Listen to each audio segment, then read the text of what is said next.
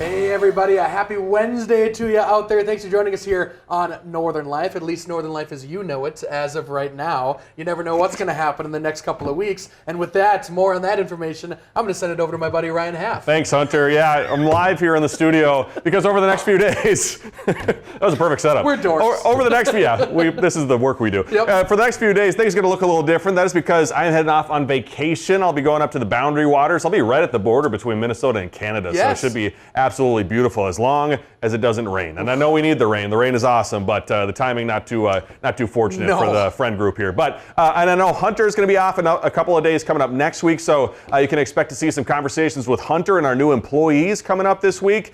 You can also find conversations with me and probably somebody else filling in for Hunter next week. And I think we're going to use a number of these days to show off Laura Lee's brand new cooking show too, so that should be a lot of fun. Which is super cool. As of right now, it's only been exclusively on streaming. Yeah. So now you folks will get a chance to see it on the airwaves, which is going to be really cool. And she's just amazing. Yeah. The meals that she cooks and everything like that. So, and it's going to be exciting for you this next week. I know, it's going to be super relaxing. It's going to be a wonderful time. So hopefully taking a lot of photos, a lot of pictures, and hoping to come back, that is. And Yes. obviously, sorry. Hopefully. I'm coming back with Yes. photos and videos. The start of the show got me all, Let's do it again. Let's do it again. Let's just run it back. But I'm excited to come back. It's going to be really cool. And I know this time, are you trekking even more, would you say, than the last time? Probably a lot more paddling. Yeah, Yes. yeah. So we were on Snowbank Lake last time. We're going to be on Clearwater Lake this time around. Okay. Probably a lot more paddling, but less portaging. So that'll be nice on the old back. Let me ask you this, because you've been training now for this marathon. Yeah. Do you feel like you're more fit at this point than you were last time going in the Boundary Waters? I'm probably more fit, but sadly my body feels worse Oh, that because sucks. I got a lot of pinched nerves now, and I'm just hoping my body withstands all this. And you're almost like 40, basically. Yeah, I know. now, so- I'm getting old.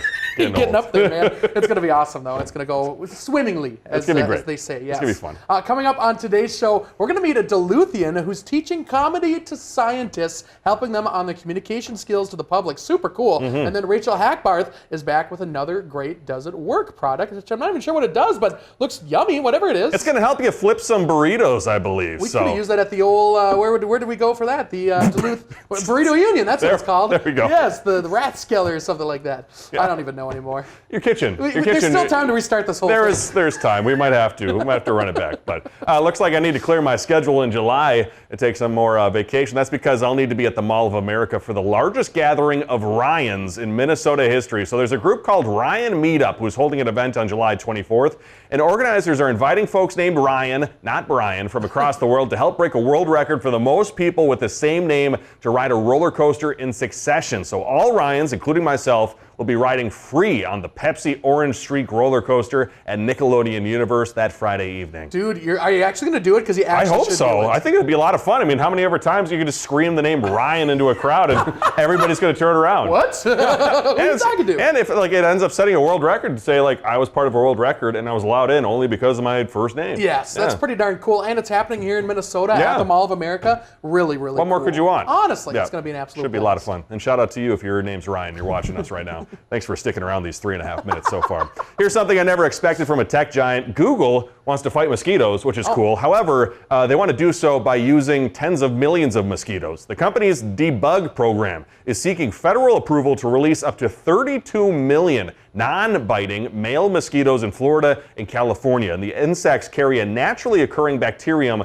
that prevents them from producing offspring with wild female mosquitoes. And because only males are released, they don't bite or spread disease, and that means the population of disease-carrying mosquitoes could shrink over the time. The EPA is reviewing that request, and the proposal comes as health officials in California recently reported a mosquito sample testing positive for West Nile virus. Yeah, on paper, I mean, it sounds like it makes sense for the most part, right? I guess I should have read more into it, but why Google? That's a good question. How does Google have the tens of millions of mosquitoes? I feel like they shouldn't have control of the mosquito population, but who knows? Maybe Google wants to help protect their own employees by Sure. then taking action themselves. I don't know. That could make sense. I don't know for sure, but I know folks around the Northland probably know this too. I think the hatch just happened, like maybe over the weekend or something. Also great news for my vacation. Right, literally, it's perfect And I know timing. ticks aren't doing well this year, it sounds like. Dude, Sounds like ticks are out and about. My family just had like 2 or 3 ticks on them this past weekend. It was not a fun time. But So things good are luck. looking up.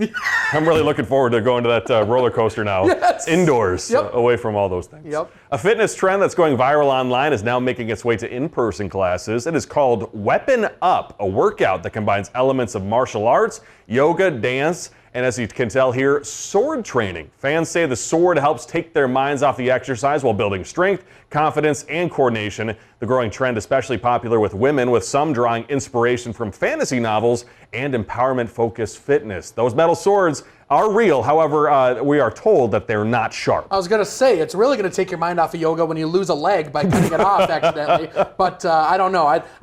Yoga scares me in general, but then using an actual sword to do it, it's very interesting. I could see that because you teach a lot more balance. You have something else that's heavy in your hands and you're still trying to keep your balance. That'd be one thing. Yeah, and then protecting your home. Now you got a sword, you're all good to go, right? Sounds awesome. Stand by the door with your yoga mat and your sword and you're ready to go.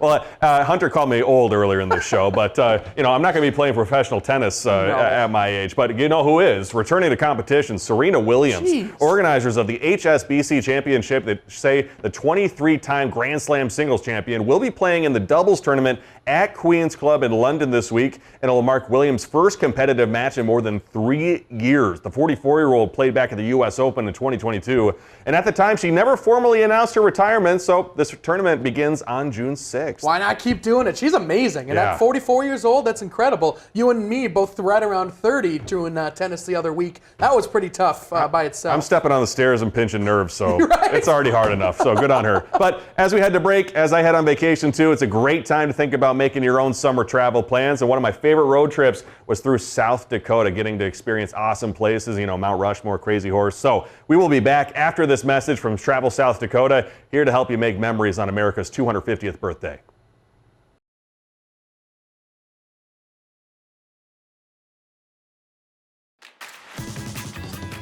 Welcome back, everybody. Get ready to laugh your lab coat off as local scientists plan to bring the funny this month here in Duluth. That's right, and here to share more about a 3-week workshop series for scientists who want to work on their public speaking skills in a fun new way is Jessie Hansen with Science Riot. How are you doing this fine afternoon? I'm doing great. Yeah, and for folks that don't fully know what Science Riot is or what exactly this workshop is all about, can you kind of give a little synopsis about what this is all about here? Absolutely, yeah. So Science Riot is a 501c3 nonprofit, and we specialize in helping scientists and STEM field professionals of all disciplines how to present their scientific work to a public audience through the format of stand-up comedy.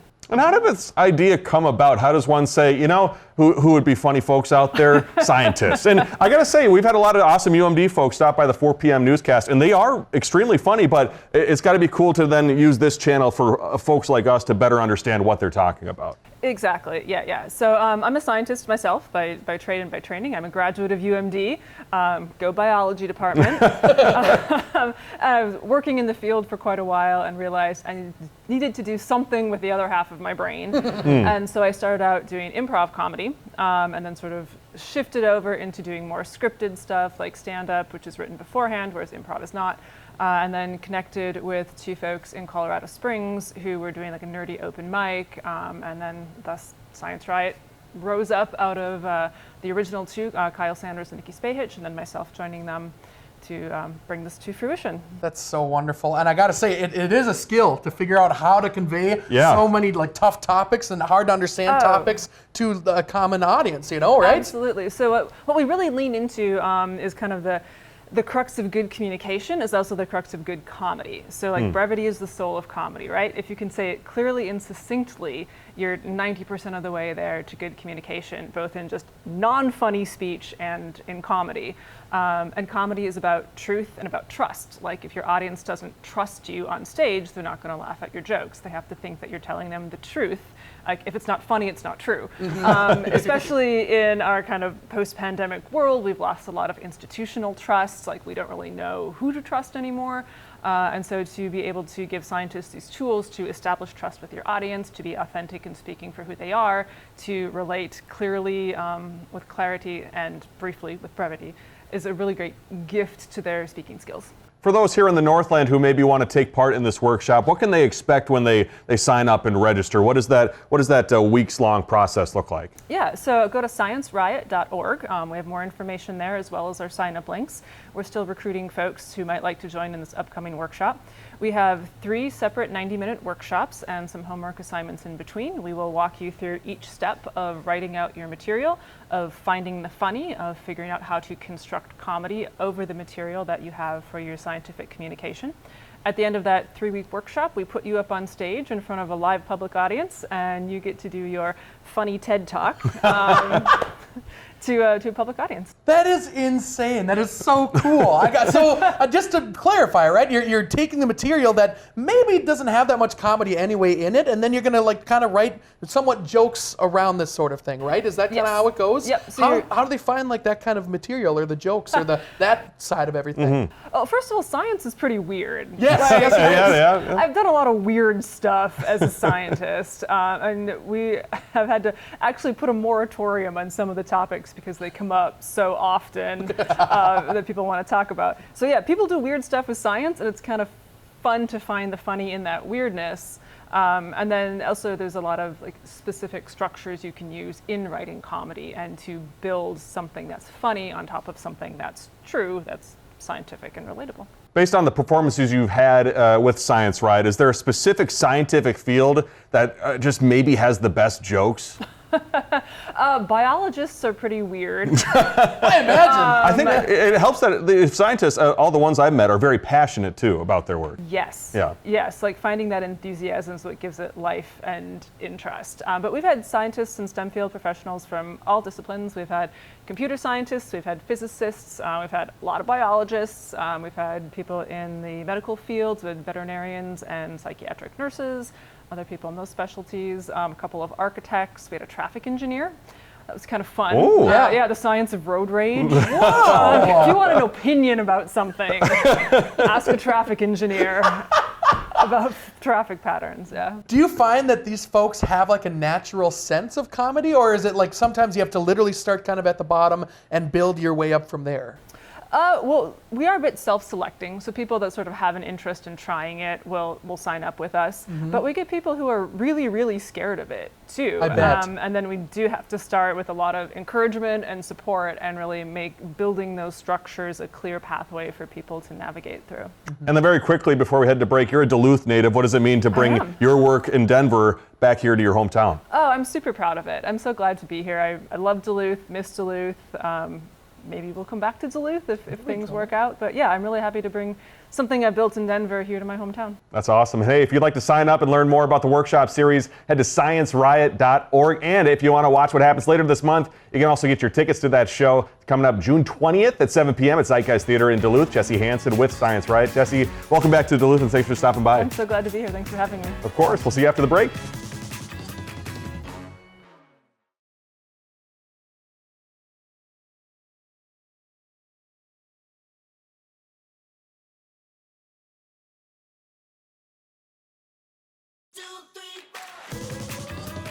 Yeah, what an incredible idea with Jessie. Also from Duluth, pretty darn cool. She's coming back, and I love the idea of mixing up comedy, which I love. Everyone loves comedy, with something that's a little bit maybe harder to communicate. Very, very interesting, right? It's an awesome idea, and I'm so excited. And hopefully, I'm free on the June 20th to be able to go watch that show, because it should get a lot of laughs. Yes. Also, hopefully, if you're making the trip to South Dakota, it's going to go 10 times better than what my trip was to South Dakota when that old rear diff went out and I was stuck at the Corn Palace for 5 days. It was wonderful. I guess I forgot to ask, how much corn did you end up having? Was it a lot? Surprisingly, I never had any corn when I was there. At the Corn Palace? But I think I knew every nook and cranny of the Corn Palace by the time it was all said and done. Hey, well, if you travel South Dakota, head to the Corn Palace too. It is cool to see one time, and then 5 times in a row, a little bit crazy. But South Dakota is beautiful. Yeah. Absolutely wonderful. Give it a look. Yes, for sure. Wraps and burritos can be a little messy to make if they're filled with a lot of ingredients. So today, Rachel Hackbarth is testing out the Flip Wrap. She certainly is. The makers also claim this tool creates tightly packed wraps and prevents spills. Let's see if it works. You can find the Flip Wrap online for $19.99. The makers claim this helps you make the perfect mess-free wrap, evenly distributing the fillings, preventing overstuffing and messy spills. Jose Moreno is going to be our tester for this cooking gadget. It looks like something that would hold makeup wipes. It's like a doorknob in here. Yeah, I don't know what that is. That doorknob is actually going to be our slicer. We also get these 2 different flip wraps. So there's 2 different sizes, so we'll probably have to use the smaller one. The instructions say we put our flip wrap right in the middle of the tortilla, then trim away the excess. That stuff. Like the outer edges? Yeah. But we're left with this, and this is when we quickly realize we messed up a step. I mean, this is like tiny. Yeah. Okay. Okay. Oh man. It's like a little egg roll. After a quick look over the instructions, again, we find out we have to cut it like this. And I guess we're going to trim around Trim. those okay. things. Our tortilla now has flaps that fold over. Slowly remove and then fold. Okay, that definitely looks different. Oh, it looks like a burrito. We went from making egg rolls to Yeah. burritos.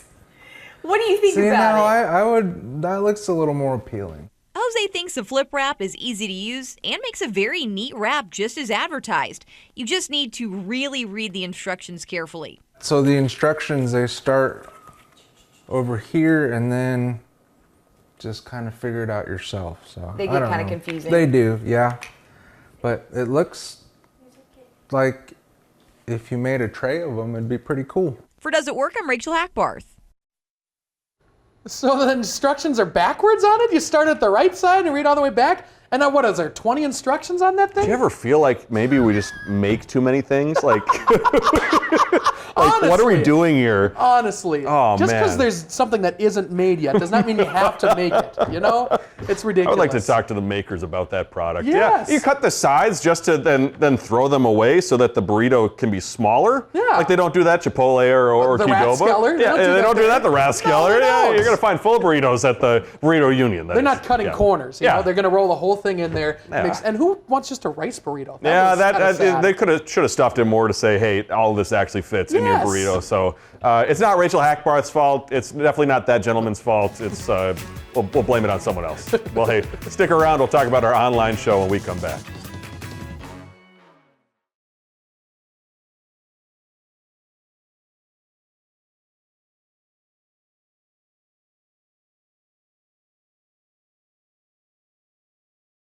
I feel like we spent the whole commercial break just talking about the burrito thing. It was quite interesting, Then right? we were talking about then if the tortilla that you purchase is bigger than the tortillas that they purchase, do you cut more out of it, or do you cut just the little bit? So you're just wasting food left and right. You can make a whole nother burrito with the stuff that you're cutting on a big burrito, you know? I told Hunter, I was like, I'm just gonna go to the Taco Bell drive-thru. It's way easier. I'm not gonna roll this. I'm just gonna have a taco. Honestly. I'm just gonna let it. I'll disassemble and just eat it with a fork out of the bowl. Leave it to the professionals, Yeah, honestly. holy That's the way cow. to go. When we're done here today, we're going to introduce you to a Minnesota hockey player who is fighting back after a devastating back injury. Plus, we're going to also show you a young baseball fan who wants to make sure he's always rooting on the winning team. That's all online on the old northernnewsnow.com. Yeah, hopefully let us know how you feel too about Northern Life Online, I suppose. I still got to check the statistics, see if there's any traffic going to the website. So, That'd be wonderful if that was... yeah, just let us know. Let us know, like, hey, I like that you have this, or maybe not. I don't know. I usually could say my parents watch everything that I do. I can't say that they watch the online things, so even they might not be. I don't know. Who knows? And also, I believe as our viewer Chuck, since we have that new 6:30 p.m. show now with Dan and Laura, if you're trying to stream us at 6:30, go find us on YouTube for the Yes. for the current time being. Yep. We've got new shows starting on there. So, yep. But we sure love you very much, and love you, man. Good luck up Love there. you. Okay? Thank you. Appreciate it. See ya. Catch you later. Find some time to throw a line, or just head outside to unwind. That's the life in the great North Woods. Hike or bike, whatever you like. Get out in the day, enjoy the night. Yeah, we got the life in the great North Woods. Yeah, we got the life in the great North Woods. Yeah, this is Northern Life.